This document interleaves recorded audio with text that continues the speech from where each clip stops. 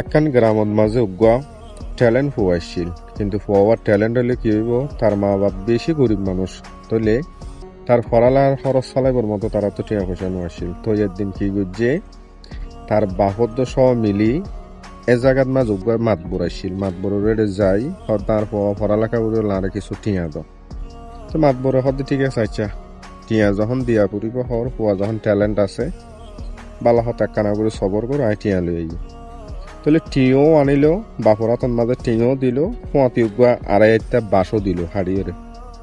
তো এই মাতবর তো হুসাল্লা হয়তো মাতবর সাপ ঠিয়া দিও শুকুরিয়া বাসিবা খেয়াল্লা দিও, হয়তো বাসিবা তোর তো হামল লাইব আয় তোরে যে উপকার করছি একদিন হয়তো তুই বাসিবা আরে দিবি, অতলে তোর আগে হইতে দিয়ে দি মানে হস্ত করি তো আনো করবেন। তাহলে মানুষের অতিরিক্ত হেল্প করিব জরুরত নাই, বেশি হেল্প করলে কিন্তু মাথারও রুডি প্রস্রাব করে দিব।